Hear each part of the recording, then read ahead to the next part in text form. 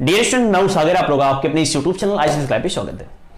और आज से हम लोग स्टार्ट करने वाले हैं फिर वही अपना पुराना चैप्टर तरबेन बीज गणित। और आज के इस वीडियो में हम लोग पढ़ेंगे प्रश्नावली 11.2 का कॉन्सेप्ट।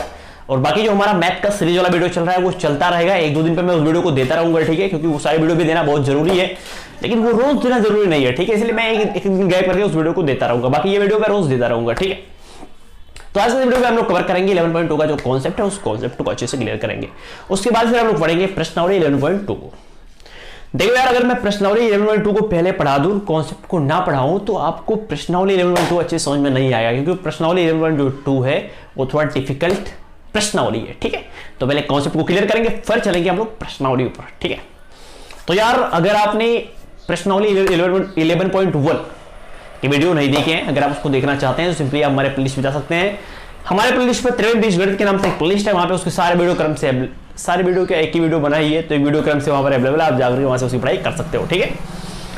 तो आइए चलते हैं 11.2 के कॉन्सेप्ट की तरफ। तो आइए चलते हैं, वीडियो को स्टार्ट करते हैं।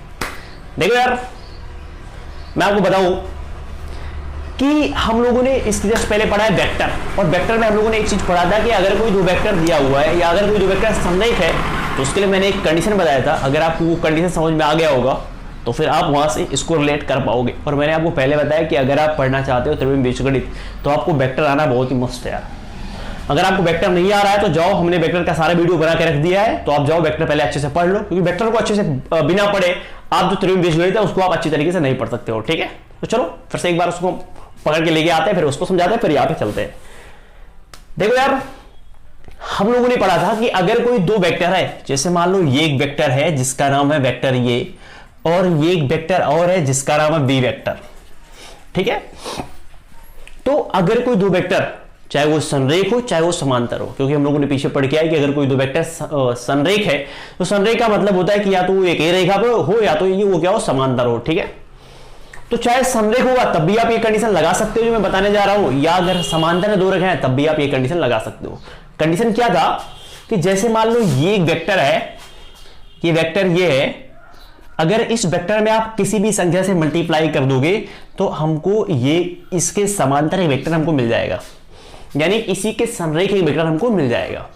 जैसे मान लो ये क्या है, वेक्टर ये है, अगर मैं इसमें किसी भी संख्या से मल्टीप्लाई करूं, लैम्डा से, म्यू से, 2 से, 4 से, 5 से, 20 से, किसी भी एक पार्टिकुलर नंबर से मल्टीप्लाई करें, तो अगर हम किसी भी नंबर से मल्टीप्लाई करें तो कोई ना कोई वेक्टर मिल जाएगा, ठीक है। जैसे अगर हम 1 से मल्टीप्लाई करें तो वही वेक्टर मिल जाएगा, तो हर वेक्टर खुद के समांतर होता ही है, ठीक है। अगर 2 से मल्टीप्लाई करें तो कोई इसी के समांतर कोई वेक्टर मिल जाएगा, 3 से मल्टीप्लाई करें तो इसी के समांतर कोई ना कोई वेक्टर मिल जाएगा, ठीक है। तो मान लो मैं मल्टीप्लाई कर देता हूं इसमें 2 से, तो यहां पे हमको एक वेक्टर मान लो मिल गया वी वेक्टर, तो इसका मतलब ये जो वेक्टर है और जो ये वेक्टर है ये दोनों एक दूसरे के कैसे हैं, पैरेलल हैं। तो अगर ये वेक्टर ये और ये वेक्टर भी अगर ये दोनों एक दूसरे के पैरेलल हैं, समांतर हैं, तो इसका मतलब जो एक वेक्टर है उसमें किसी एक पार्टिकुलर संख्या से मल्टीप्लाई करने के बाद दूसरे वेक्टर को प्राप्त किया गया है। तो मान लो ये वेक्टर बी है, ठीक है, तो वेक्टर बी में अगर किसी पार्टिकुलर संख्या से मल्टीप्लाई करोगे तो क्या मिल जाएगा, वेक्टर ये मिल जाएगा। इसका ये मतलब है कि दोनों वेक्टर कैसे हैं, परस्पर समांतर है, और समांतर है इसका मतलब दोनों वेक्टर क्या है, संरेख हैं। एक बार फिर से आप ध्यान में रखो, देखो अगर कोई दो वेक्टर समांतर है तो ये कंडीशन मानी क्या, समझो फिर से एक बार। जैसे मैं कह दूं वेक्टर ये बराबर, वेक्टर को कैसे लिखते हैं, आई कैप, मान लो 1 आई कैप, 2 जे कैप और प्लस क्या 3 के कैप, और एक वेक्टर वी है। अगर ये चाहते हो कि ये वाला वेक्टर इस वाले वेक्टर के क्या हो, संरेख हो या तो समांतर हो, तो पहले वाले वेक्टर में किसी एक पार्टिकुलर संख्या से मल्टीप्लाई करना पड़ेगा, या किसी भी संख्या से आप मल्टीप्लाई कर दो यार। मल्टीप्लाई करने के बाद आप कोई ना कोई वेक्टर पाओगे, और जो वेक्टर पाओगे वो पहले वाले वेक्टर से क्या होगा, समांतर होगा। इस वेक्टर में अगर हम 3 से मल्टीप्लाई कर दें तो ये क्या हो जाएगा, यहां बाहर आप 3 लिख सकते हो, और ये वाला हो जाएगा I1 आई कैप, और ये वाला हो जाएगा 2 जे कैप, और ये वाला हो जाएगा 3 के कैप। तो आप सिंपली कह सकते हो कि जो ये वेक्टर ये है वो वेक्टर बी जो है उसके क्या है, समांतर है, ठीक है। क्योंकि समांतर होने के लिए उनके जो संगत दिक अनुपात होते हैं, जो संगत दिक अनुपात होते हैं, उनके अनुपात आपस में बराबर होते हैं। आपको अच्छी तरीके से मालूम होगा कि ये संगत दिक, ये दिक अनुपात क्या होते हैं। अगर आपने वेक्टर पढ़ रखा है तो आपको अच्छी तरीके से मालूम होगा कि दिक अनुपात क्या होता है। देखो अब मान लो ये वेक्टर बी है, 3 से अगर मैं अंदर मल्टीप्लाई कर दूं तो ये क्या हो जाएगा 3i कैप, ये 3 दूना क्या हो जाएगा 6j कैप, प्लस है 3 तरीका ये क्या हो जाएगा 9k कैप। अब देखो अगर हम इनके संगत दिक अनुपात की बात करें तो इसका दिक अनुपात क्या है 1, इस वेक्टर का ये दिक अनुपात क्या है 3, 1 3, 1 अनुपात 3। इसका दिक अनुपात देखो j और j का दिक अनुपात, तो यहां पर क्या है 2 और यहां पे क्या है 6। k और k का अगर दिक अनुपात लें तो 3 और 9, 3 और 9। अगर हम अनुपात निकालें तो ये आएगा 1/3, ये आएगा 1/3 और ये भी आएगा 1/3। तो क्या देख रहे हो कि इनके जो संगत दिक अनुपात है ये क्या है आपस में बराबर है। ठीक है, अब मैं आपको यहां पर एक चीज बताऊं, देखो अगर कोई दो वेक्टर, जैसे ये एक वेक्टर ये था, ये एक वेक्टर v है, अगर दो वेक्टर समांतर है तो ये चीज श्योर है, समांतर है या संरेख है, ध्यान देना समांतर और संरेख दोनों सेम चीजें होती हैं। ठीक है, तो जब भी समांतर आएगा तो आप ये कंडीशन लगा सकते हो जो आप संरेख के लिए लगा रहे हो, या जब भी संरेख की बात आएगी तो आप वो कंडीशन लगा सकते हो जो आप समांतर के लिए लगा रहे हो। ठीक है, लेकिन ध्यान रखना ये सारी चीजें सिर्फ और सिर्फ एक वेक्टर के लिए करना, रेखा के लिए नहीं, क्योंकि अभी हम लोग जो पढ़ रहे हैं वो वेक्टर नहीं पढ़ रहे हैं, हम लोग पढ़ रहे हैं रेखा के बारे में। ठीक है, तो ऐसा नहीं कि वेक्टर का सारा कंडीशन रेखा पे लागू होता है, बिल्कुल सारा कंडीशन रेखा पे लागू नहीं होता है, लेकिन यहां पर ये सारी चीजें मैं इसलिए बता रहा हूं क्योंकि मैं कुछ समझाना चाहता हूं। पहले आप इसको समझ लो, फिर आपको वो सारी चीजें बहुत ही अच्छी तरीके से समझ में आएंगी। ठीक है, तो यहां पर हम लोगों ने क्या देखा, अगर कोई दो रेखाएं समांतर या संरेख है तो उनके संगत दिग अनुपात आपस में क्या होते हैं, बराबर होते हैं। ठीक है, ये तो बात संगत दिग अनुपात बराबर नहीं होते हैं, जो संगत दिग अनुपात होते हैं उनके अनुपात बराबर होते हैं। इसका 1 2 3 ये इसके दिक अनुपात है, इस वेक्टर ये के, और जो वेक्टर v है इसका दिक अनुपात क्या है 3 6 और 9। तो इनका रेशियो अगर निकाल रहे हैं तो आपस में क्या है, बराबर है। ठीक है, तो क्वेश्चन इज दैट क्या उसके संगत दिक अनुपात आपस में बराबर हो सकते हैं। मतलब देखो दिक अनुपातों का अनुपात ये है, लेकिन अगर दिक अनुपात की बात करें तो वेक्टर ये का दिक अनुपात 1 है 2 है 3 है, लेकिन जो वेक्टर v है उसका दिक अनुपात क्या है 3 है 6 है और 9 है। तो इनके दिक अनुपात तो आपस में बराबर नहीं है। ठीक है, लेकिन दिक अनुपात आपस में बराबर हो भी सकते हैं। जैसे मान लो वेक्टर ये था, अगर वेक्टर v हमको पाना है तो इसमें किसी भी संख्या से मल्टीप्लाई कर सकते हो। तो मान लो इसमें a से मल्टीप्लाई 1 से मल्टीप्लाई कर दे, तो अगर इसमें 1 से मल्टीप्लाई करेंगे तो वेक्टर v बराबर क्या मिलेगा, इसको हटाओ, वेक्टर v बराबर मिलेगा 1 से मल्टीप्लाई करोगे तो यही मिल जाएगा 1 i कैप 2j कैप और ये क्या है 3k कैप। तो यहां पे क्या देख रहे हो, इसके जो दिक अनुपात है वही सेम दिक अनुपात इसके भी है। इट मींस अगर कोई दो रेखाएं संरेख है या अगर कोई दो रेखाएं समांतर है तो उनके जो दिक अनुपात हैं, संगत दिक अनुपात, वो बराबर भी हो सकते हैं और बराबर नहीं भी हो सकते हैं। लेकिन दिक अनुपातों का जो अनुपात होगा यानी ये क्या होगा, हमेशा बराबर होगा अगर दो रेखाएं संरेख या समांतर, दो रेखाएं नहीं तो वेक्टर संरेख या समांतर हो। ठीक है, ठीक है, समझ पा रहे हो कि नहीं। लेकिन अगर वेक्टर संरेख या समांतर है तो दिक अनुपात बराबर भी हो सकता है, जैसे यहां पर देख लो बराबर है और बराबर नहीं भी हो सकता है। ठीक है, तो ये तो हो गई वेक्टर के केस में। लेकिन अब रेखाओं के केस में क्या होता है, वहां पर ये दिक अनुपात का क्या मतलब होता है, क्योंकि हम लोग जानते हैं कि अगर कोई रेखा है तो रेखाओं के पास भी क्या होता है, दिक अनुपात होता है। तो यहां पर मैं आपको पहले एक चीज क्लियर कर दूं कि देखो यार, अब यहां पर हमको बात करेंगे, यहां पर रेखा की बात नहीं करेंगे। ठीक है, जैसे अभी हम लोग पढ़ रहे हैं त्रिविम ज्यामिति, तो त्रिविम ज्यामिति में क्या होगा, बहुत सारे पॉइंट होंगे, क्योंकि ये निर्देशांक ज्यामिति एक प्रकार का। अब निर्देशांक ज्यामिति हम लोग जो 9th और 10th में पढ़ के आए थे वहां पर क्या था, 2 ही अक्ष था, लेकिन यहां पर क्या है 3 अक्ष है। तो 3 अक्ष इसका मतलब यहां पर पॉइंट होगा। अब पॉइंट होगा तो पॉइंट से क्या बनेगी, रेखा बनेगी, उसी रेखा का हमको समीकरण फाइंड करना है। लेकिन 9th और 10th 11th में हम लोगों ने क्या किया, रेखा का समीकरण फाइंड किया, सिर्फ पॉइंट दिया रहता था तब। लेकिन यहां पर हमको रेखा का समीकरण फाइंड करना है जब वेक्टर भी दिया रहे तब और जब पॉइंट भी दिया रहे तब। समझ पा रहे हो कि नहीं, यानी यहां पर पॉइंट और वेक्टर दोनों का खेला है। तो पॉइंट के बारे में हम लोग अच्छी तरीके से जानते हैं, निर्देशांक को कैसे लिखते हैं तो हमको मालूम ही है, लेकिन वेक्टर के बारे में भी हम लोगों ने पीछे पढ़ा है। अगर हम ये दोनों पढ़े हैं, समझ पा रहे हो, तो यहां से हम रेखा के बारे में बहुत ही अच्छी तरीके से समझ सकते हैं, एक पॉइंट हमारा अच्छी तरीके से क्लियर हो सकता है। ठीक है, थोड़ी सी हम बात कर लेंगे वेक्टर और रेखा के बारे में। देखिए यार, जो वेक्टर होता है, वेक्टर और रेखा, अगर वेक्टर और रेखा समांतर है, यहां पे क्या हो रहा था कि दो वेक्टर समांतर थे, तो उनके संगत दिक् अनुपात बराबर हो भी सकते थे, नहीं भी हो सकते थे। लेकिन अगर एक वेक्टर है और एक रेखा है, एक वेक्टर है और एक रेखा है, समझ पा रहे हो कि नहीं, एक वेक्टर है और एक रेखा है, तो अगर ये समांतर है तो इनके दिक् अनुपात बराबर ही होंगे। समझ पा रहे हो कि नहीं? जैसे ये एक वेक्टर है और ये एक रेखा है। रेखा की तरफ क्या होता है? रेखा में दोनों तरफ तीर होता है, क्योंकि रेखा का डायरेक्शन दोनों तरफ होता है, लेकिन तीर का डायरेक्शन सिर्फ क्या होता है? एक तरफ होता है। तो अगर कोई वेक्टर किसी रेखा के समांतर है तो इनके जो दिक् अनुपात होते हैं वो क्या होते हैं? सेम सेम होते हैं। इतनी बात समझ पा रहे हो कि नहीं? तो अगर ये देखो, ये पॉइंट बहुत ज्यादा इंपॉर्टेंट है। इसका मतलब कि अगर मान लो इस वेक्टर का दिक् अनुपात दिया है तो समझ जाओ कि इस रेखा का दिक् अनुपात भी दिया हुआ है। लेकिन अगर रेखा का दिक् अनुपात दिया है तो समझ जाओ वेक्टर का भी दिक् अनुपात दिया हुआ है, क्योंकि अगर कोई वेक्टर किसी रेखा के क्या होती है? समांतर, तो दोनों के दिक् अनुपात क्या होते हैं? आपस में सेम सेम होते हैं, आपस में बराबर होते हैं। ठीक है, इतनी बात हो गई। देखो यार, ये पॉइंट बहुत ज्यादा इंपॉर्टेंट है। ठीक है, चलो अब हम बात कर लेते हैं रेखा के समीकरण की, कि रेखा का समीकरण हम लोग कैसे फाइंड करेंगे, कब, उसके साथ मतलब उसके लिए बहुत सारे कंडीशंस हैं। जैसे हम लोग नाइन्थ में तो नहीं पढ़े फिलहाल, 10th और 11th में पढ़े हम लोग कि रेखा में जब एक पॉइंट दिया हो, प्रवणता दिया हो, तब समीकरण क्या होगा? रेखा में 2 पॉइंट हो गए तब उसका समीकरण क्या होगा? ये सिचुएशन हो तब समीकरण क्या होगा? ठीक है, ऐसे बहुत सारे सिचुएशन होते थे एक रेखा के समीकरण के लिए, लेकिन यहां पर रेखा के समीकरण के लिए 2 सिचुएशन होंगे। एक क्या होगा? एक होगा कि अगर एक पॉइंट दिया हुआ है और उस एक पॉइंट दिया हुआ है और कोई वेक्टर दिया हुआ है, तो इस पॉइंट से जाने वाली इस वेक्टर के समांतर रेखा का समीकरण फाइंड करना है। और जो सेकंड सिचुएशन है वो ये है कि 2 पॉइंट दिया हुआ है और 2 पॉइंट से जाने वाली रेखा का समीकरण फाइंड करना है। यहां पर हमारे पास रेखा का समीकरण निकालने के लिए 2 सिचुएशन है और 2 सिचुएशन के बारे में हम लोग अच्छे से पढ़ेंगे।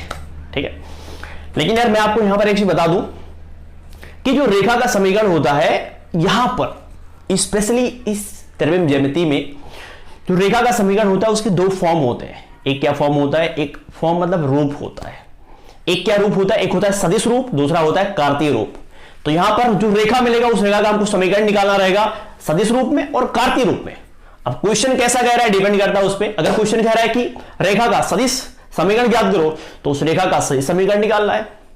अगर कह रहा है रेखा का कार्तीय समीकरण निकालो तो रेखा का कार्तीय समीकरण निकालना है। ठीक है, लेकिन अगर सदिश समीकरण दिया है, उस सदिश समीकरण को अगर हम कार्तीय समीकरण में बदलने की बात करें तो ये कैसे बदलते हैं? एक समीकरण दिया हो दूसरे में कैसे बदलेंगे, दूसरा दिया हुआ इसमें कैसे बदलेंगे, तो इन सारी चीजों को हम लोग अच्छे से और बहुत ही बारीकी के साथ सीखेंगे। ठीक है, तो ऐसे चलते हैं। सबसे पहले समझ लेते हैं कि अगर एक पॉइंट दिया हुआ है, एक वेक्टर दिया हुआ है, तो उस वेक्टर के समांतर उस पॉइंट से जाने वाली रेखा का समीकरण कैसे निकालेंगे, इसको मैं सबसे पहले बोर्ड पर बनाकर आपको समझाता हूं कि ये पॉइंट क्या है, ये कहना क्या चाह रहा है। तो आइए देखते हैं कि जो सिचुएशन नंबर फर्स्ट है उस सिचुएशन नंबर फर्स्ट क्या है, कैसे हमको रेखा का समीकरण फाइंड करना है। देखो, जैसे मान लो ये एक वेक्टर दिया हुआ है, ठीक है, ये वेक्टर दिया हुआ है और एक कोई पॉइंट दिया हुआ है। अब ये पॉइंट दिया है तो ऑब्वियस सी बात है पॉइंट का निर्देशांक दिया होगा और निर्देशांक यहाँ पर 3 अक्षों में दिया रहेगा, एक्स अक्ष, वाई अक्ष, जेड अक्ष, 3 अक्षों में दिया रहेगा। ठीक है, तो अगर मान लो कोई क्वेश्चन है और क्वेश्चन में एक वेक्टर दिया हुआ है और एक पॉइंट दिया हुआ है, तो इस पॉइंट से जाने वाली रेखा का समीकरण निकालना है। लेकिन ध्यान रखना, इस पॉइंट से जाने वाली रेखा का समीकरण ऐसे रेखा का समीकरण निकालना है जो दिए गए वेक्टर के समांतर हो। जैसे मान लो इस पॉइंट से एक रेखा ऐसे भी जा सकती है, लेकिन उस रेखा का हमको समीकरण फाइंड नहीं करना है क्योंकि ये जो रेखा ऐसे जा रही है वो इस वेक्टर के समांतर नहीं है। ठीक है, इसी पॉइंट से एक ऐसे रेखा जा सकती है लेकिन ये रेखा भी इस दिए गए वेक्टर के समांतर नहीं है। ठीक है, तो इस पॉइंट से ये रेखा जा सकती है, ये रेखा इस दिए गए वेक्टर के क्या है, समांतर है। और रेखा को हम लोग नॉर्मली ऐसे लिखते हैं, दोनों तरफ तीर लगाते हैं, या अगर दोनों तरफ आप तीर नहीं भी लगाते हो तब भी कोई दिक्कत नहीं है। इससे भी एग्जामिनर या हर कोई बंदा समझ जाएगा कि हाँ अच्छा ये रेखा है।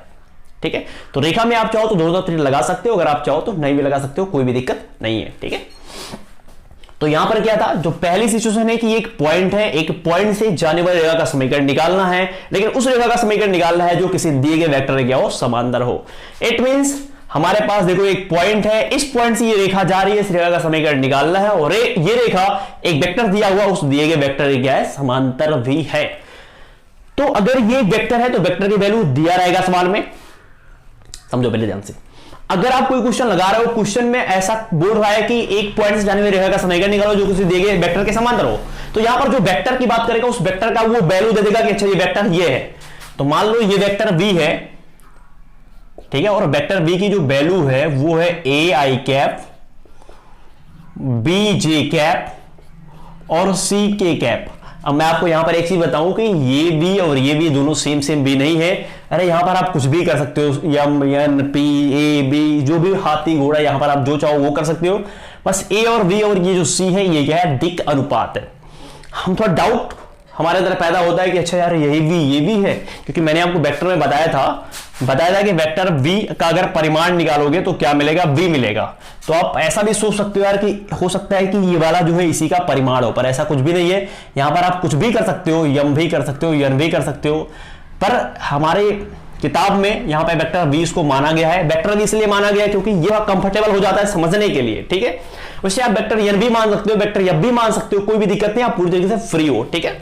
मतलब आपको यहां पर ये ज्ञान होना चाहिए कि ये दोनों चीजें सेम चीजें नहीं है, ठीक है। ये वाला इसका परिमाण नहीं है, ठीक है। तो ये वेक्टर दिया हुआ है, वेक्टर मान लो ये वेक्टर v है और वेक्टर v की जो वैल्यू है वो है ये है, ठीक है। इसका मतलब इस वेक्टर का जो दिक् अनुपात है वो है a b c। इस वेक्टर का दिक् अनुपात क्या है, a b c। और हमने अभी क्या पढ़ा कि अगर कोई वेक्टर के समांतर रेखा दिया हुआ है तो रेखा का दिक् अनुपात भी वही होगा जो वेक्टर का दिक् अनुपात होता है। तो इसका दिक् अनुपात क्या है, ABC है, तो इसका भी दिक् अनुपात क्या होगा, ABC। समझ पा रहे हो कि नहीं। यहां से क्या हुआ कि हमको रेखा का दिक् अनुपात मालूम है, समझ पा रहे हो कि नहीं। जो क्वेश्चन हमारा कह रहा है कि एक दिए गए वेक्टर के समांतर रेखा का समीकरण निकालो, ये जो दिया गया वेक्टर है, यहां से हमारा मेन मोटो क्या होता है, यहां से हम क्या गेट करेंगे, यहां से हम ये चीज लेंगे कि इसका दिक् अनुपात हम फाइंड कर सकते हैं और इसका दिक् अनुपात से हम लोग इसका दिक् अनुपात निकाल सकते हैं, ठीक है।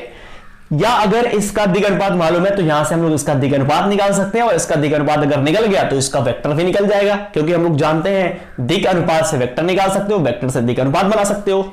समझ पा रहे हो कि नहीं। मतलब यहां से ये निकाल सकते हो और ये निकल गया तो वो इसका हो जाएगा। अगर इसके पास दिक् अनुपात है तो ये इसका दिक् अनुपात होगा और ये अगर मालूम चल गया तो इसका वेक्टर मालूम चल जाएगा।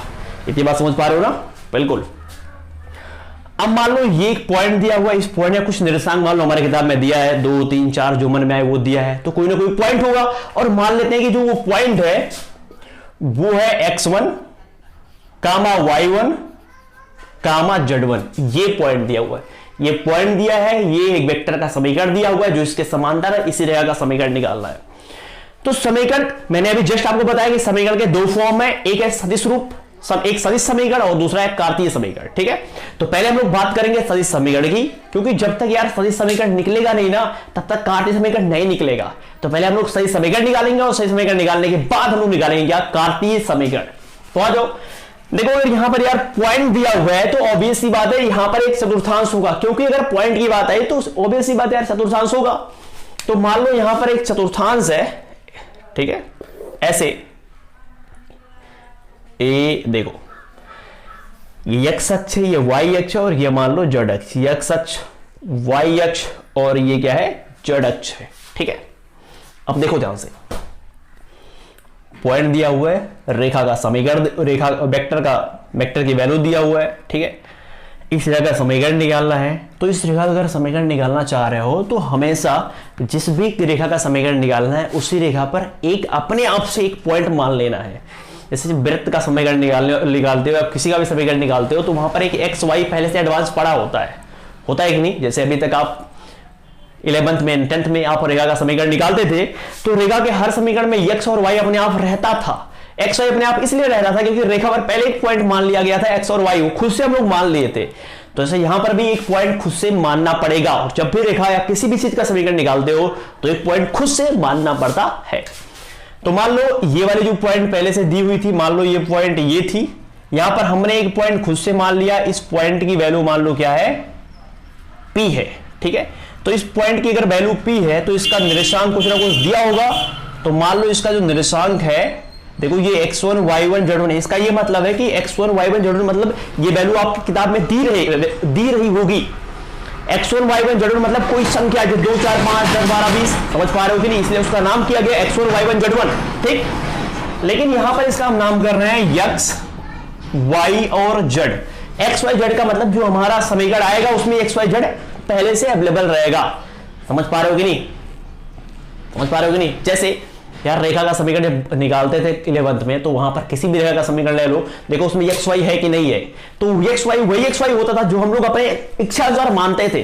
तो ऐसे यहां पर ये जो पॉइंट एक्स वाई जेड माना गया, ये अपने इच्छा के अनुसार माना गया है, ठीक है। तो ये पॉइंट हमारी किताब में नहीं दिया रहेगा, बशर्ते जो फॉर्मूला आएगा रेखा के समीकरण में उसमें एक्स वाई जेड अपने आप अवेलेबल रहेगा, ठीक है। अब देखो हमने वेक्टर में एक चीज पढ़ के आया है कि अगर कोई पॉइंट दिया है तो उस पॉइंट से हम लोग क्या कर सकते हैं, उस पॉइंट की स्थिति सदिश फाइंड कर सकते हैं, या अगर हमको स्थिति सदिश मालूम है तो वहां से हम लोग उस पॉइंट का निर्देशांक फाइंड कर सकते हैं।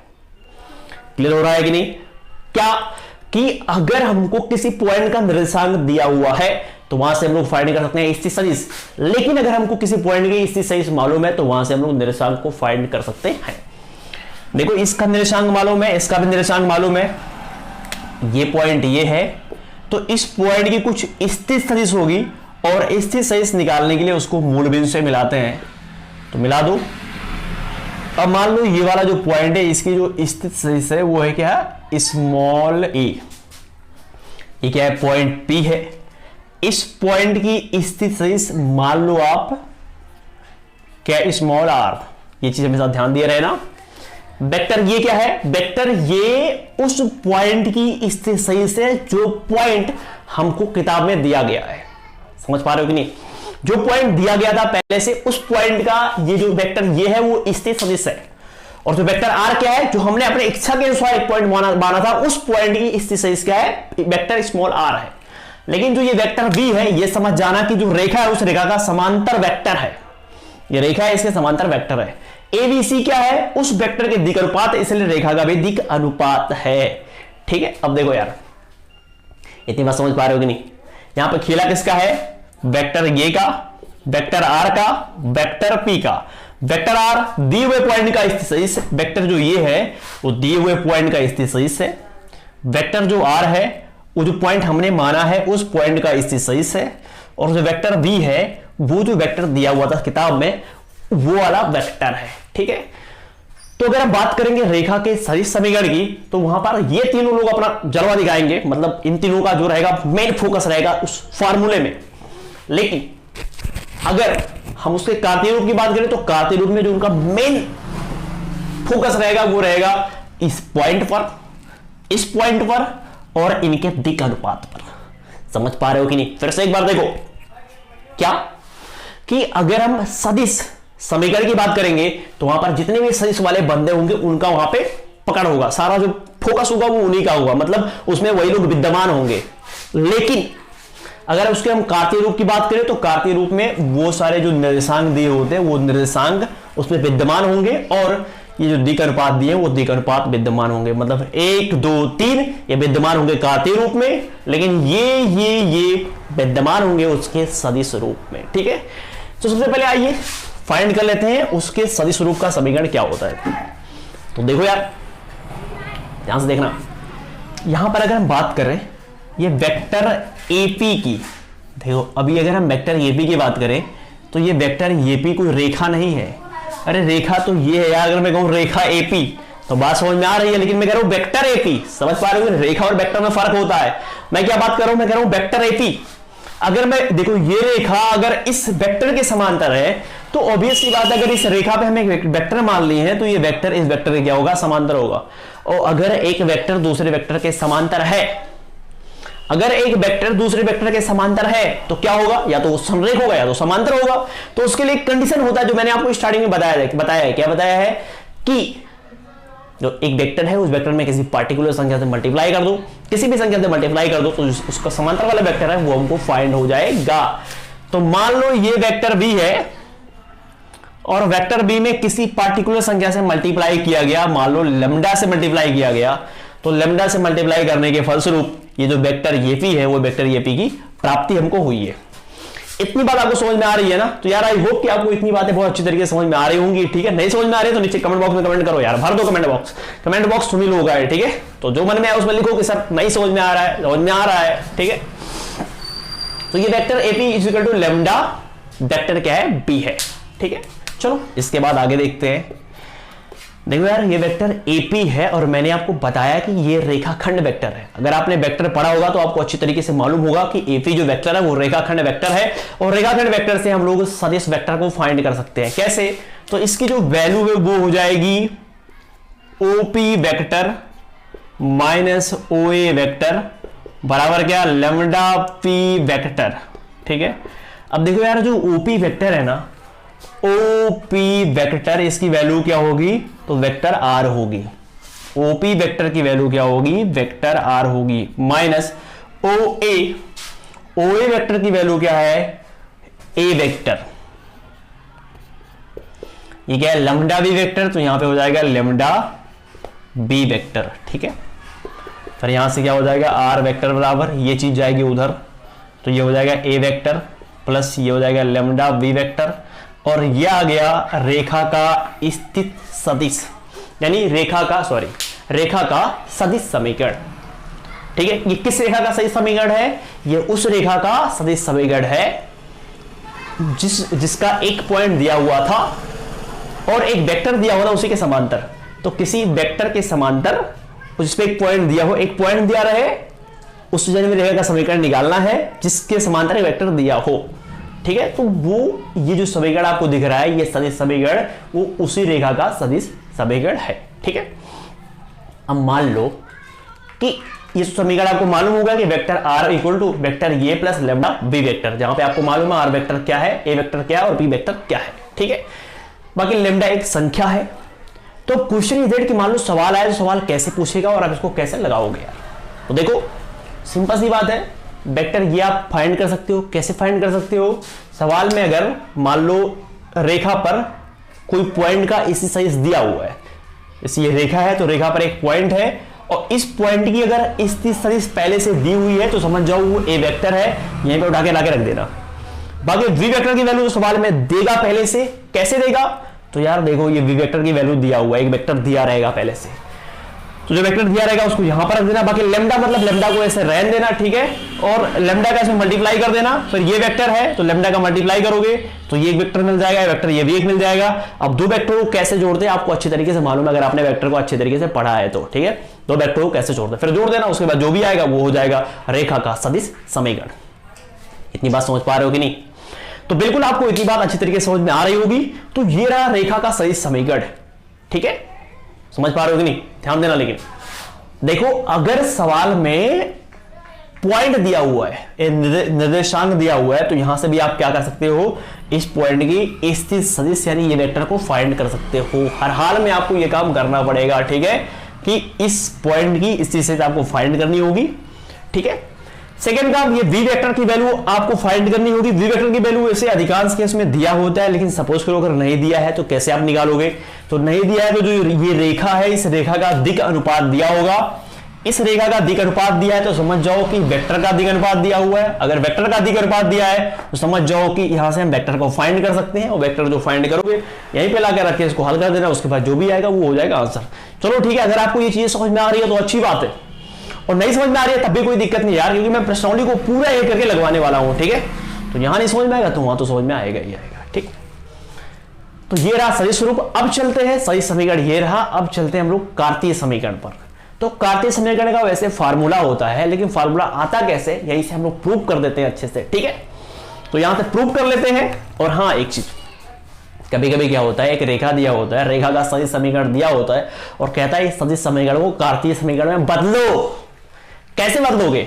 तो यहां पर मैं आपको यह भी सिखाऊंगा कि किसी भी सदिश समीकरण को कार्तीय रूप में कैसे बदलते हैं। कार्तीय रूप में बदलना भी सिखाऊंगा और इसके साथ साथ कार्तीय रूप का समीकरण क्या होता है वो भी बताऊंगा। तो पहले ये जो समीकरण, इसको आप नोट डाउन करो, इसको अपने अंदर जाने दो, माइंड में घुस जाने दो। ठीक है, तो इस फॉर्मूले को हमको याद होना चाहिए। जो कार्तीय रूप का फॉर्मूला आएगा उसको भी हमको याद होना चाहिए, और कैसे बदलते हैं ये मेथड भी हमको, मतलब इसका आइडिया होना चाहिए कि अच्छा ये दिया तो कैसे इसको में बदलेंगे। ठीक है, चलो बदल के आपको हम यहां दिखा देते हैं। तो देखो यार, जैसे अगर हम बात करें, और देखो कार्तीय रूप में क्या होता है, वेक्टर फैक्टर नहीं होता है। सदिश रूप में क्या होता है, वेक्टर होता है, लेकिन कार्तीय रूप में कोई वेक्टर नहीं होता है। तो यार वेक्टर आर की वैल्यू कैसे निकालोगे? तो ऑब्वियस सी बात है कि वेक्टर आर इस पॉइंट का स्थित सदिश है, तो इस अगर पॉइंट दिया हुआ है तो स्थित सदिश कैसे निकालोगे? तो वेक्टर आर की वैल्यू आप निकाल सकते हो, आप अच्छे से जानते हो कैसे निकाला जाएगा। वेक्टर आर बराबर क्या हो जाएगा, एक्स आई कैप प्लस ये वाई जे कैप प्लस ये जो जेड है ना, जेड के कैप। ठीक है, चलो ये देख लेते हैं। तो चलो हम लोगों ने इस तरह फाइंड किया कि ये जो वेक्टर है, वेक्टर का सदिश समीकरण है। ठीक है, अब हमको निकालना है कार्तीय समीकरण। तो कार्तीय समीकरण निकालने के लिए मैंने आपको पहले बताया कार्तीय समीकरण में क्या होते हैं, उनके निर्देशांक विद्यमान होते हैं। ठीक है, तो निर्देशांक को लाने के लिए क्या करेंगे, हम लोग जानते हैं कि वेक्टर आर क्या है, वही जो हमने एक पॉइंट माना था खुद से, वही पॉइंट का स्थिति सदिश है। तो वो पॉइंट दिया है तो वहां से हम लोग स्थिति सदिश फाइंड कर सकते हैं। कैसे, पॉइंट एक्स वाई जेड था तो वहां से हम क्या करेंगे, उसकी स्थिति सदिश को फाइंड करेंगे। तो ये हो जाएगा एक्स आई कैप वाई जे कैप और जेड के कैप। वेक्टर ये क्या था, वो जो पॉइंट था जो किताब में दिया हुआ था x1 y1 z1। तो वहां से क्या करोगे, वो पॉइंट दिया हुआ है तो वहां से स्थिति सदिश को फाइंड करोगे। तो स्थिति सदिश क्या हो जाएगी, x1 आई कैप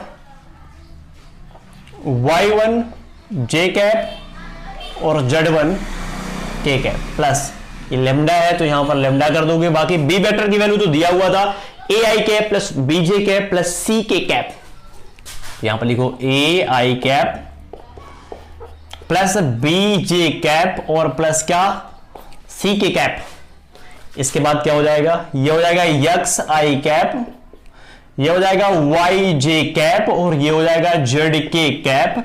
इसके बाद क्या करोगे, ये पहले उतार दो पूरा, x1 आई कैप और ये हो जाएगा y1 जे कैप और ये हो जाएगा z1 के कैप प्लस लेमडा से अंदर करो मल्टीप्लाई तो ये हो जाएगा लेमडा ये आई कैप प्लस ये लेमडा से मल्टीप्लाई करोगे तो lambda B J cap plus lambda से मल्टीप्लाई करोगे लेमडा सी के कैप। ठीक है, इसके बाद देखो यार कैसे हम दो वेक्टरों को जोड़ते हैं, तो ये आपको अच्छी तरीके से मालूम है।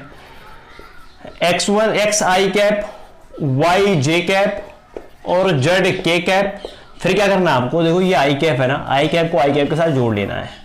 तो कैसे जोड़ोगे, आई कैप यहां भी आई कैप बाहर निकाल लो तो आई कैप कॉमन लोगे तो यहां पर क्या बचेगा x1 और प्लस यहां से आई कैप निकालोगे तो यहां पर बचेगा लेमडा ये, और आई कैप तो हम लोगों ने बाहर निकाल लिया। ठीक है, जे कैप को जे कैप के साथ जोड़ो, जे कैप बाहर निकाल लेना तो यहां बचेगा y1 और जे कैप बाहर निकालोगे तो यहां पर बचेगा लेमडा v प्लस देखो यहां पर सी के कैप है और यहां भी क्या है, के कैप है। के कैप को आप बाहर निकालोगे तो यहां पर बचेगा z1 और यहां बचेगा लेमडा c।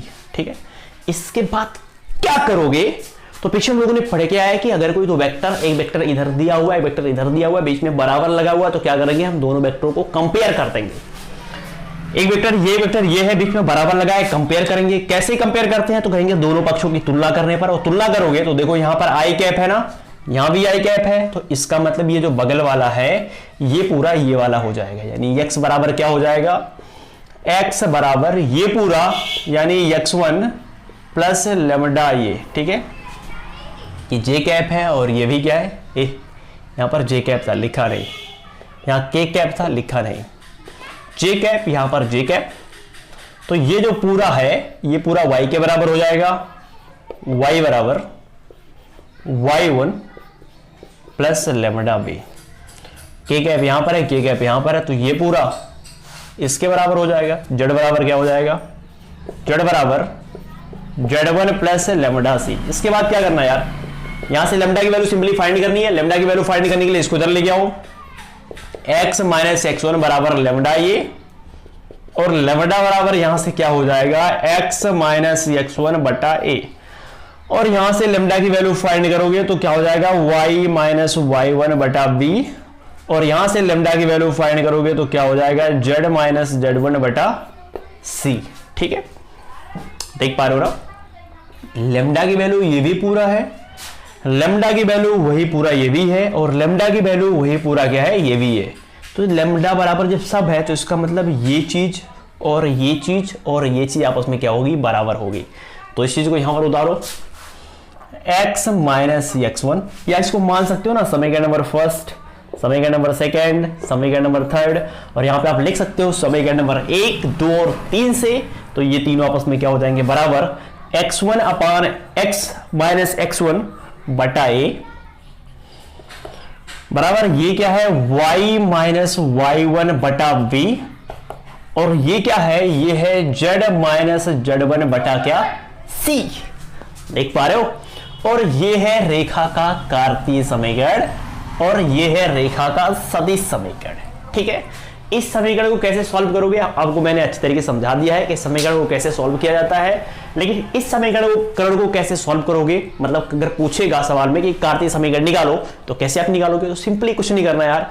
देखो जो सवाल किताब रहेगा ना, सवाल में वो तीनों बिंदु, एक जो बिंदु रहेगा रेखा पर उसका निर्देशांक दिया रहेगा, तो निर्देशांक क्या रहेगा, x1 y1 z1 की वैल्यू रहेगी। समझ पा रहे हो कि नहीं? तो वही वैल्यू को उठा करके सिंपली यहां पे पटक देना है, और पटकने के बाद a और b और c क्या है, तो a b c दिक् अनुपात है। किसका दिक् अनुपात है, तो उस रेखा का दिक् अनुपात है, या जो उसके समांतर वेक्टर है उसका दिक् अनुपात है, क्योंकि दोनों का दिक् अनुपात क्या होगा, सेम सेम होगा। ठीक है, तो ABC क्या होगा, वेक्टर का दिक् अनुपात अगर दिया रहेगा तो वहां से ले लेना, वो ABC होगा। लेकिन अगर नहीं दिया है, रेखा का दिक् अनुपात दिया है, तो ABC उसकी वैल्यू होगी। ठीक है, सिंपली इसको यहां पर पटक देना है। अब मैं आपको एक चीज और बता दूं, मान लो कि जो सवाल है, सवाल में हमको रेखा पर कोई पॉइंट ना दे करके उस पॉइंट का क्या दिया हुआ है, स्थित सदिश दिया हुआ है। तो स्थित सदिश से भी हम लोग क्या कर सकते हैं, हम लोग पॉइंट पता कर सकते हैं, क्योंकि मैंने आपको वेक्टर में अच्छे से पढ़ाया कि अगर पॉइंट दिया हुआ है तो वहां से स्थित सदिश पता कर सकते हो, अगर स्थित सदिश दिया हुआ है तो वहां से पॉइंट पता कर सकते हो। ठीक है, तो अगर मान लो सवाल में स्थित सदिश दिया हुआ है तो वहां पर पॉइंट पता कर लेना, तो वही पॉइंट जो पता करोगे x और y z1 की वैल्यू होगी। बाकी ABC की वैल्यू पता करने का मैंने आपको तरीका बताया कि वेक्टर दिया रहेगा तो वेक्टर का जो दिक् अनुपात होगा वही रेखा का भी दिक् अनुपात होगा, उठा के यहाँ पे रख देना, बाकी जो भी आएगा इस रेखा का कार्तीय समीकरण हो जाएगा। समझ पाए कि नहीं? यहां पर हम लोगों ने क्या सीखा, सिर्फ एक पॉइंट दिया रहे, उस पॉइंट से जाने वाली रेखा का समीकरण निकालना है, लेकिन उस रेखा के समांतर भी एक वेक्टर दिया रहे, उस रेखा का समीकरण को निकालना है। समझ पा रहे हो कि नहीं? यानी किसी दिए गए वेक्टर के समांतर और उस वेक्टर और समांतर और एक दिए गए पॉइंट, समझो पहले, किसी दिए गए वेक्टर, कोई वेक्टर दिया है, उस वेक्टर के समांतर रेखा का समीकरण निकालना है, और उस रेखा का समीकरण निकालना है, उस रेखा पर एक पॉइंट भी दिया रहेगा, एक वेक्टर और एक पॉइंट दिया रहेगा, हमको रेखा का समीकरण निकालना है। निकालने के दो तरीके, एक रेखा का सदिश समीकरण और रेखा का कार्तीय समीकरण। ठीक है, तो अगर ये पूछेगा तो ये फॉर्मूला लगाओगे, ये पूछेगा तो ये फॉर्मूला लगाओगे। लेकिन अगर मान लो क्वेश्चन में कह रहा है कि रेखा का सदिश समीकरण दिया हुआ है, उसको कार्तीय समीकरण में बदलो, तो बस क्या करना है, यही पूरा का पूरा प्रोसेस पोत देना है। ठीक है, और यही करने के बाद ये जो आएगा हमारा कार्तीय समीकरण हो जाएगा। ठीक है, तो यार आज की वीडियो में हम लोगों ने सिर्फ रेखा के एक टाइप का समीकरण पढ़ा है। अभी हमको पढ़ना है क्या है कि जब दो पॉइंट दिया हो, दो पॉइंट से जाने वाली रेखा का समीकरण क्या होगा, सदिश समीकरण क्या होगा, कार्तीय समीकरण क्या होगा। ठीक है, और फिर हमको निकालना है कि दो रेखाओं के बीच का कोण कैसे निकाला जाता है, और फिर हमको पढ़ना है कि दो रेखाओं के बीच की न्यूनतम दूरी को कैसे फाइंड करते हैं, जब रेखा एक तल में दिया हो, जब रेखा अन्य एक तल में दिया हो तब। अभी हमको 2-3 कंडीशन पढ़नी है यार, और अभी तक तो ठीक थी, लेकिन अभी तक मेरी आदत पता नहीं क्या हो गई है कि एक छोटे भी टॉपिक को मैं बहुत लंबा कर दे रहा हूं यार। चलो बहुत बड़ी वीडियो हो चुकी है, तो बस आज की वीडियो में रहने तक इतना ही। बाकी जो अन्य कॉन्सेप्ट है उनको लेकर के मिलते हैं एक नए वीडियो में, और उस अगले वीडियो में जो सारे कॉन्सेप्ट है उसको हम पूरी तरीके से कवर करा देंगे। और इन दो कॉन्सेप्ट के साथ खत्म होने पर आप लोग पढ़ेंगे प्रश्नावली 11.2। तो बस आज की वीडियो में इतना ही। बताओ वीडियो आपको कैसी लगी? अगर आपको वीडियो अच्छी लगी हो तो वीडियो को लाइक करें और चैनल को सब्सक्राइब करें। फिर मिलते हैं नेक्स्ट वीडियो में, तब तक के लिए आप लोग अपने पढ़ाई में खूब मेहनत करते रहो।